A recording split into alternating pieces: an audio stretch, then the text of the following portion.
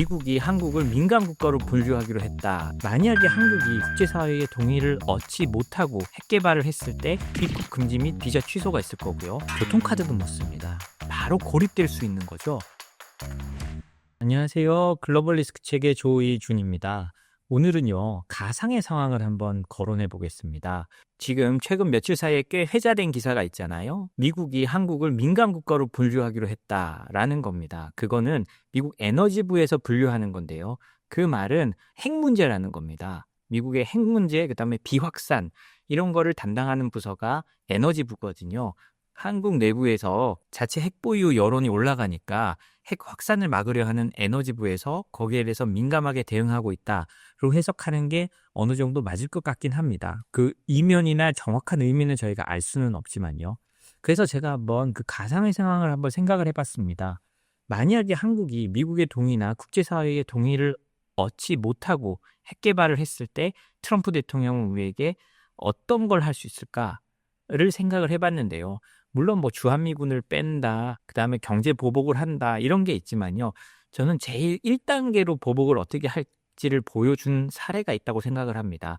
우리는 그 사례에 따라 하나하나 미국이 우리에게 어떤 압박을 높여갈 수 있을지를 한번 볼 수 있을 것 같습니다. 처음에는요, 당연히 미국이 동맹국이고 하니까 바로 강한 제재를 하기보다는 제재의 수위를 하나씩 높여갈 건데요. 트럼프 대통령이 지난 설 연휴 때 그 콜롬비아에 대해서 보복 관세를 발표하고 제재를 발표한 걸 보면 우리가 미국의 동의 없이 그다음에 국제사회의 동의 없이 핵 개발을 했을 때 어떤 제재를 부과받을 수 있을지 알 수 있을 것 같습니다. 이거는요. 트럼프 대통령이 의회나 이런 걸 상관없이 즉각적인 본인의 역량으로 할 수 있는 거거든요. 그렇기 때문에 미국이 단계적으로 압박 수위를 높여갈 때 이런 방식을 쓴다고 생각하면 맞을 것 같습니다. 한국이요, 미국의 동의를 얻지 못하고 아니면 국제사회의 동의를 얻지 못하고 핵 개발을 했을 때 트럼프 대통령은 제 생각에 맨 처음에 이런 식으로 대응할 것 같습니다. 미국으로 수입되는 모든 한국산 상품에 대해 관세를 25% 부과하고 일주일 후에 관세를 50% 상승시킨다라는 발표를 할 수도 있습니다. 콜롬비아에 당시에 그랬거든요. 그리고 한국 정부 관계자들과 한국 지원자들에 대한 미국 입국 금지 및 비자를 취소할 겁니다. 이거는요, 콜롬비아 때는 바로 콜롬비아 보고타 주재 미국 대사관이 문을 닫아버리고 비자 업무를 중단했어요. 저는 사실은 이것까지만 가도 한국 여론이 상당히 동요할 거라고 생각합니다. 한국은 사실상 섬나라잖아요. 우리가 정말 자랑하는 게 한국의 여권 파워인데 미국에서 이런 식으로 나오고 우리가 핵 개발을 한다면 각 나라에서 모두 한국의 입국을 차단하기 시작할 겁니다. 사실은 우리는 바로 고립될 수 있는 거죠. 그래서 한국 정부 관계자들과 그다음에 한국인들에 대한 사실상 외국으로 못 나가게 하고 입국 금지 및 비자 취소가 있을 거고요. 그리고 그걸 추진한 정치인과 가족 지지자들에 대한 비자 제재가 들어갈 거고요. 미국에 있다고 하면 당장 돌려보내거나 뭐 이런 방식을 취할 수도 있습니다. 그리고 미국의 국가 안보를 위한다는 명분으로요. 한국 국적자와 화물에 대해서 강화된 통관 및 국경 보호 검사를 실시할 수 있습니다. 콜롬비아에 그대로 했던 이 말은 뭐냐면 한국에서 수출하는 물건 우리가 쉽게 안 받아줄 거야. 하나하나 따져가면서 끝까지 잡고 있을 거야 라는 말입니다. 우리나라는 뭡니까? 수출 국가잖아요. 이렇게 나오면 엄청난 혼란이 발생하게 됩니다. 그리고요, 국제긴급경제권한법에 따라서 재정, 은행 및 금융거래에 제재를 부과할 수 있습니다. 이 뜻은 뭐냐? 달러 거래를 못하게 만든다는 뜻이거든요. 우리가 한국에도 미국에 제재당한 사람들이 있습니다. 많지는 않지만요. 그 반도체 이런 거를 몰래 다른 데 수출하다가 걸려서 미국이 제재를 하는데요. 이 제재 리스트에 올라가면 어떤 일이 생기느냐? 교통카드도 못 씁니다. 왜냐? 미국은요, 제재 대상자가 금융기관과 거래하면 그 금융기관을 제재하거든요. 그 금융기관에 달러 거래를 못하게 하기 때문에 한국 금융기관은 괜히 이 사람이랑 거래를 했다가 우리가 외환 송금이나 이런 걸 전혀 못하고 무역 거래도 못하고 그냥 한국에 고립되는 수가 있잖아요. 그렇기 때문에 절대로 안 해줍니다. 그렇게 되면 우리가 다 알다시피 아주 쉽게도요, 현금만 들고 써야 되는 거고 자기 명의로 된 교통카드를 들고 버스조차 못하게 되는 겁니다. 모든 금융거래가 중지된다고 보면 돼요. 이런 식으로 한국을 압박할 수 있습니다. 이렇게 되다 보면 한국은 무역을 하는 나라고 하기 때문에 어쩔 수 없이 어마어마한 압박을 받을 수밖에 없거든요. 저는 사실 이 정도만 돼도 한국이 핵 개발을 하려다 못하게 될 것 같은 생각이 듭니다. 물론 핵을 개발한다는 건요, 단순히 한국의 의지만으로 되는 건 아닙니다. 우리나라 정치인들 다 그거 알고 있습니다. 근데 제가 이거는 그냥 시나리오를 써보는 거고요. 우리가 미국의 동의를 받지 못하고 그다음에 어떤 외교적인 그걸 동의를 받지 못하고 우리가 단독으로 밀어붙였을 때 어떤 일이 일어날까를 한번 시나리오를 써보는 것일 뿐입니다. 너무 진지하게 생각하실 필요는 없고요. 만약에 그래도 말을 안 듣는다. 그러면 우리 수출을 하나 끊어갈 수 있는 여러 수단들이 있습니다. 예를 들자면 한국에서 보내는 한국의 자동차나 한국의 반도체나 이런 걸 더 이상 수입하지 않게 되는 거죠. 이렇게 반문할 수 있습니다. 당연히 미국도 한국 자동차나 반도체가 필요하잖아. 이거를 완전히 끊어내고 살 수 있을까? 그렇긴 쉽지 않을 거야 라고 말을 할 수 있습니다. 물론입니다. 미국은 제재를 하면서도요, 자기에게 필요한 것들은 특별 허가를 통해서 수출할 수 있도록 만들어 놓습니다. 제재는 철저히 미국의 국익에 따라서 이용되는 거거든요. 물론 우리가 핵을 개발한다면 이건 단순히 미국의 제재뿐만이 아니라 국제 제재를 통해서 들어올 가능성이 더 높지만요.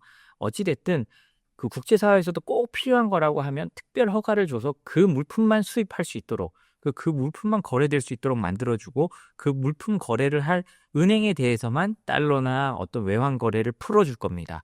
실제로 보면 베네수엘라나 이란도 그런 식으로 그 선진국들이나 미국이 꼭 필요한 부분은 풀어주고 있거든요. 그래서 그런 부분은 한번 저희가 생각을 해봐야 됩니다. 민간 국가로 지정되면요, 단순히 외교적 변화가 아니라 첨단 기술, 연구 협력, 수출 통제, 비자 발급 등 여러 광범위한 제한이 발생할 가능성이 큽니다.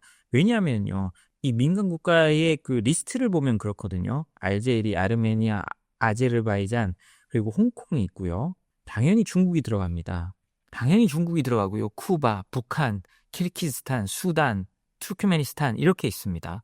그런데요, 여기서 조금 다른 게요. 이스라엘과 타이완이 있잖아요. 그렇기 때문에 어쩌면 이렇게 민간 국가로 지정된다고 하더라도 이스라엘과 타이완처럼 별 문제 없이 지낼 수도 있습니다. 이거는 제가 생각하기에 어떤 지정된 요건이 좀 달라서 그럴 수도 있습니다. 공식적으로는 아니지만 이스라엘은 핵 보유국이기 때문에 이렇게 지정해 놨을 수도 있고요. 타이완은 양안 관계에서 그러니까 양안 전쟁의 우려가 늘 있기 때문에 지정해 놨을 수도 있습니다. 그래서 우리도 민간 국가로 지정되더라도 뭐 이스라엘이나 대만처럼 사실상 큰 문제 없이 미국과 교류할 수 있는 가능성도 충분히 있긴 합니다. 그런데 제 말씀은 우리가 단독으로 핵 개발을 하는 상황에서 이렇게 민간 국가로 지정됐을 때는 미국이 봐주지 않을 거라는 거죠. 그리고 일각에서는 이렇게 말을 많이 합니다. 트럼프 대통령도 한국에 이제는 핵 개발을 허용하지 않을까라고 말을 많이 하는데요. 저는 그렇게 생각하지는 않습니다. 트럼프 대통령이 방송이나 이런 데 그리고 기자회견이나 이런 데서 말하는 것도 보면요. 나는 우리나라도 그렇고 러시아도 그렇고 중국도 그렇고 모두 핵을 없앴으면 좋겠어. 궁극적으로는 그렇게 가야 돼 라고 말을 합니다. 트럼프 대통령이 1기 때 대선 후보 시절에 우리가 이렇게 약하면 한국과 일본도 핵을 가질 수 있지 않느냐라는 취지로 말한 적이 있습니다. 그거는 사실은 대통령으로서 되기 전에 아니면 아마추어로서의 생각이었던 것 같고요. 트럼프 대통령은 대통령이 된 이후로는 한국의 핵을 허용한다라는 그 취지의 발언을 거의 하지 않았습니다. 그리고 그 위험성을 이제 알게 된 거죠. 트럼프 대통령은 핵의 위험성을 여러 인터뷰에서 강조하고 있습니다. 지구의 종말이 올 수 있다 이런 말까지 하면서 계속 하거든요. 그래서 트럼프 대통령도 개인적으로 한국의 핵 보유를 지원하지 않을 가능성은 높습니다. 왜냐하면 미국의 국익에도 맞거든요. 우리는 사실 참 아쉽습니다. 북한이 핵을 가지고 있는 상황에서 우리가 핵을 가지고 있고 그리고 중국이라는 거대한 어떤 적국은 아니지만 우리를 위협할 수 있는 세력이 바로 옆에 있기 때문에 우리 국방을 튼튼히 하는 것이 중요하고 저는 개인적으로는 우리가 핵을 가지면 더 도움이 될 거라고 생각을 합니다. 그러나 핵은 정치적인 무기고 국제사회 전체로서 결정되는 거기 때문에 현실적으로 우리가 가지기는 어렵고 우리가 단독으로 밀어붙였을 때 이런 제재를 받을 수 있다고 말씀드리는 겁니다. 그리고 여기서 말했듯이 우리가 민간 국가로 세게 지정을 다해서 우리가 수출로 먹고 사는 나라인데 수출에 대해서 많은 제한이 걸리기 시작하면 사실 한국은 단 몇 달도 버티기 어려울 거라고 생각을 합니다. 그리고 그 단 몇 달이지만 다시 풀어진다고 해도 그때 받은 충격으로 인해서 다시 회복되는 데는 상당한 시간이 걸릴 거고요.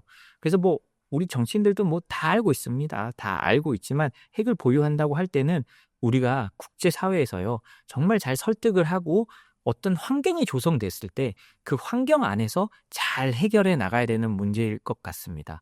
그리고 사실 어떻게 생각하면요, 우리가 핵을 가질 수 있는 그런 조건이 되는 그 시대가 된다고 하면요, 그 시대는 아주 불안하고 불행한 시대일 가능성이 높습니다. 사실 그런 시대가 안 오면 가장 좋은 거고요. 그렇지만 우리는 그런 시대가 올 거를 대비해서 준비를 해 놔야 하는 것도 사실입니다. 왜냐하면요. 우리가 늘 이 핵 보유 주장의 근거는요. 그리고 저는 거의 상당히 동의를 하는데요. 만약 북한이 가진 핵으로 LA와 뉴욕을 직접적으로 협박할 때 미국이 우리를 진짜 진심으로 도와줄 수 있느냐에 대한 의문에서 출발하잖아요. 지금 유럽이 자체적인 핵우산을 한다는 것도 거기에 대한 우려에서 출발하는 겁니다. 만약에 러시아와 전쟁을 하고 있는데 러시아와 전쟁에서 러시아와 중국이 미국을 겨냥해서 핵을 쏠 준비가 되어 있다면 정말 미국이 유럽을 도와줄 것이냐? 거기에 대한 의문이 있는 거죠.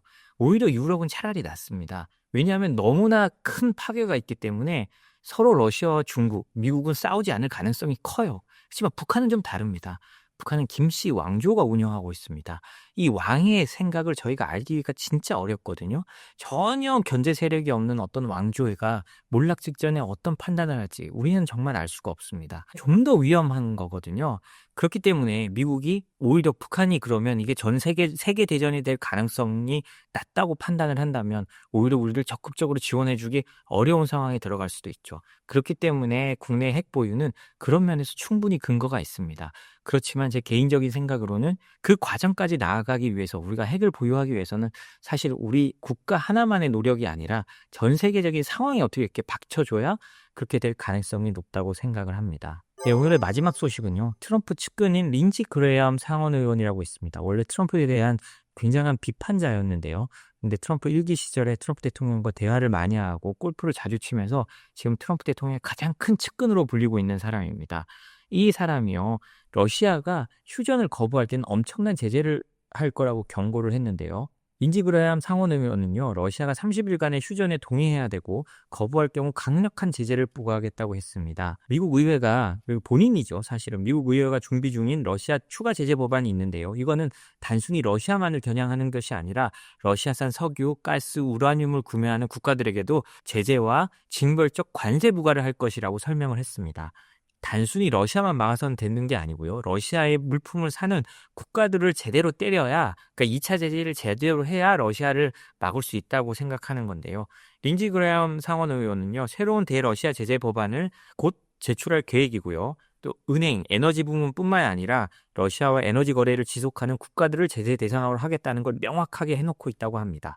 아마도 이제 이 휴전 협상을 두고 미국과 러시아 간의 수싸움이 치열해질 텐데요. 앞으로 이 미국이 러시아를 어떻게 압박하고 러시아는 그걸 어떻게 피해가는지 보는 것도 하나의 이 국제 정세를 조망하는 중요한 키워드가 될 것 같습니다. 오늘 저희가 준비한 소식은 여기까지입니다. 저희 소식이 도움이 됐다면 구독과 좋아요, 알림 설정 부탁드립니다. 감사합니다.